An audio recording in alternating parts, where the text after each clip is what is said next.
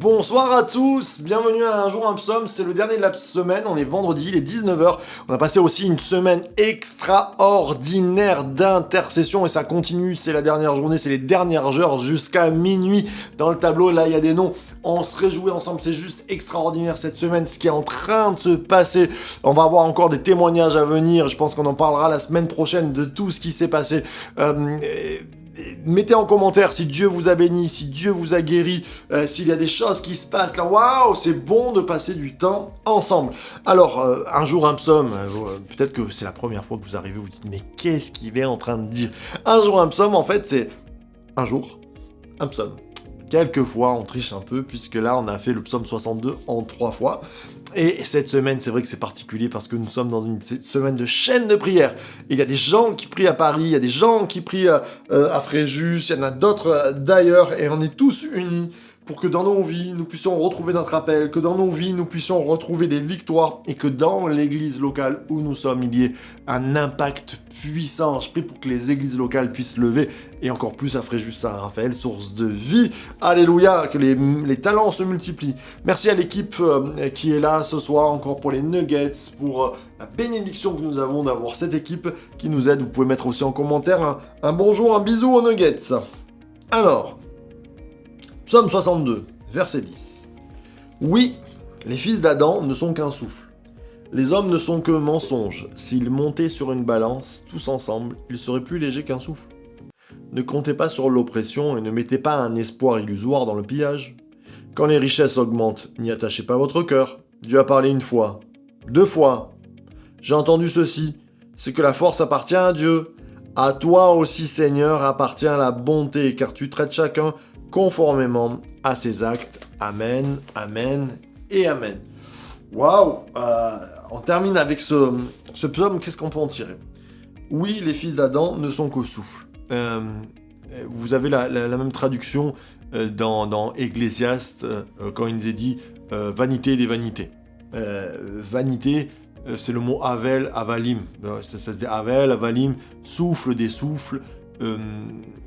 Je l'avais déjà exprimé, en fait c'est l'haleine. Vous savez, quand vous soufflez sur une vitre, quand vous soufflez sur une vitre, essayez, vous allez voir, je pense que vous l'avez déjà fait, il y a la buée qui apparaît. Et cette buée, eh bien, au bout de 3 secondes maximum, elle n'est plus là.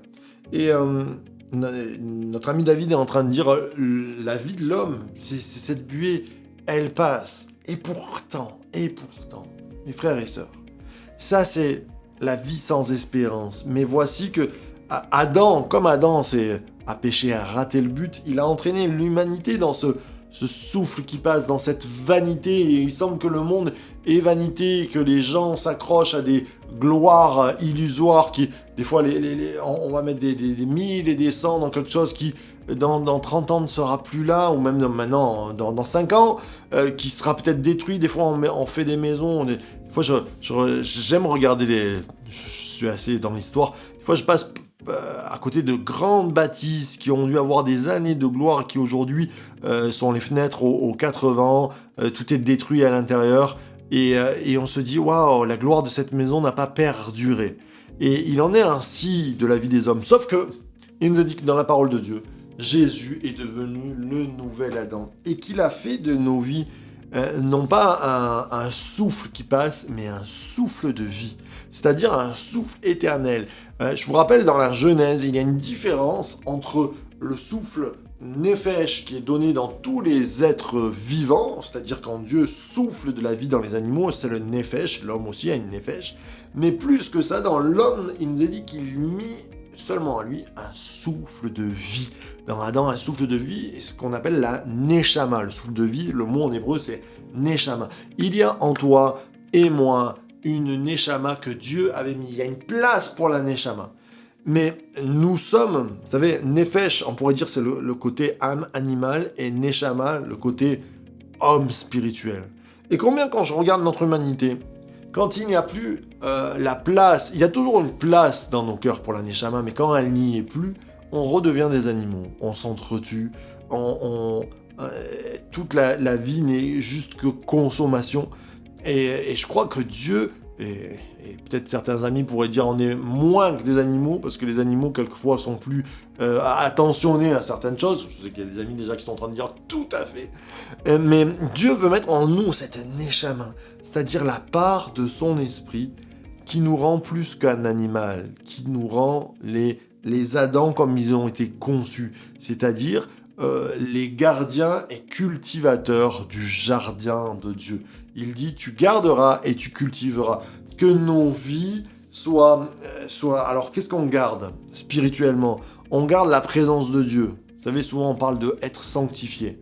Quand on parle de sanctifié, on voit toujours l'auréole sur les seins, et on dit, voilà, on ne bouge plus, il y a une petite musique qui fait oh, et voilà. Non, c'est pas ça une vie sanctifiée. Ça veut dire qu'on garde la présence de Dieu comme sacrée, comme précieuse. Elle est précieuse, comme quand on est amoureux, vous savez, quand on est amoureux de quelqu'un, ben, c'est précieux. Son numéro est en premier sur la liste des appels téléphoniques.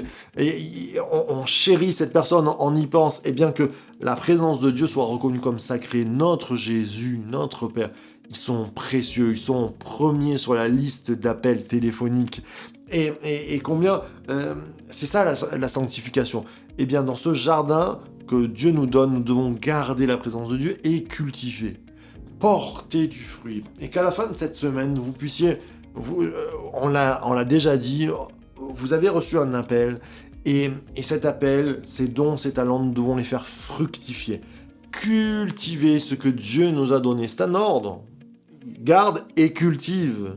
Croissez, multipliez. La croissance dans la fructification.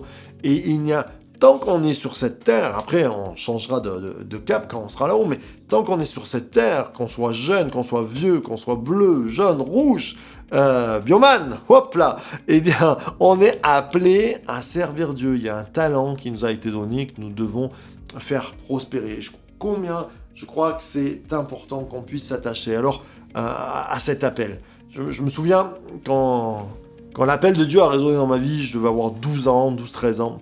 Et je discutais avec les hommes de Dieu qui passaient à la maison. J'avais la chance, le bonheur que mes parents puissent avoir une belle maison. Ils accueillent toujours les serviteurs de passage, les pasteurs.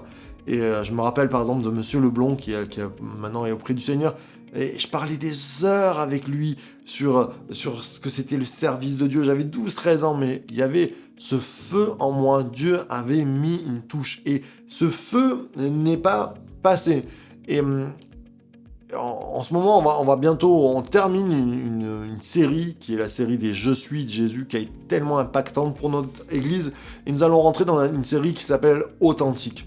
Je crois que ce qui a été aussi, ce qui est la force de mon ministère, c'est de rester, et vous le savez, et ceux qui nous suivent, vous nous suivez pour cela, c'est que nous sommes authentiques. Nous n'avons pas pris l'armure de Saül pour aller combattre, comme quand David va combattre Goliath, on lui met une armure, il dit mais je peux plus bouger là-dedans. Et je crois que la forme que nous avons, elle vient que notre cœur est authentique devant Dieu. C'est important d'être authentique. Je ne suis pas mon père et mes filles ne seront pas leur père. Nous avons tous reçu une part, un talent, et à nous de le faire prospérer. Et nous avons bien sûr le même esprit qui nous unit. Et l'authenticité, ça ne veut pas dire être différent, ça veut dire être vrai. Mon père cherche des adorateurs en esprit et en vérité. Ça veut dire quand on se présente devant Dieu, eh bien, et aussi à l'église, eh bien, on ne monte pas une façade. On peut passer par des moments qui sont difficiles. Et quand on passe par des moments qui sont difficiles, plus que jamais, eh bien, on fait appel à l'église. C'est ça la communion, c'est important. Il y a eu des églises où quelquefois on cachait, on est malade, on n'ose pas le dire. Non, surtout pas. Combien j'aime ces temps de un jour un psaume, puisque je vois des demandes de prière et nous intercédons. Et j'espère par exemple que pour Sarah et Frédéric, ça avance dans votre vie. J'espère qu'il y a des victoires, que vous pouvez le témoigner et qu'il y a des grandes bénédictions. Et pour chacun d'entre nous, merci de tous ces témoignages. On s'attend à Dieu. Nous ne sommes qu'un souffle charnellement, mais Dieu met une neshama, un souffle de vie. Alors on termine en célébrant. Je vous encourage chez vous, quand ces temps sont finis, à dire un grand merci à Dieu pour ce que vous avez. La bénédiction commence dans la louange. Remerciez Dieu parce qu'il vous prête vie. Remerciez Dieu parce qu'il a donné un héritage. Cet héritage, il est déjà là. Que vous en preniez possession maintenant, ce soir. Amen. Alors on termine en priant. Seigneur, merci pour cette semaine, merci pour ta bonté, merci pour les victoires passées, mais merci pour les victoires à venir. Nous avons confiance en toi, tu es notre rocher. C'est vrai que la force t'appartient. À toi, Seigneur, appartient la bonté. C'est par ta bonté que nous nous tenons devant toi. Nous nous réjouissons. Merci pour l'Église que tu nous donnes. Elle est belle, elle est bonne. Et là où 2 ou 3 sont assemblés, tu es au milieu d'eux, Seigneur. Et là, nous sommes réunis ce soir, des fois géographiquement différemment.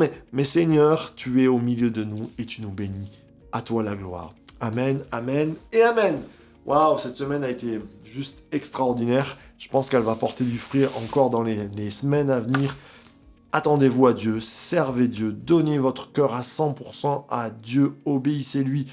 Quand il vous dit allez, allez-y, et vous allez voir sa gloire. Merci encore de votre suivi. On se retrouve bien sûr ce week-end où les célébrations... vous pouvez nous suivre sur internet et puis bien sûr lundi pour le Jesus Coffee dès 7h et un jour un psaume à 19h. Soyez bénis, ressourcés. À très bientôt, source de vie de Church to Be. Bye bye.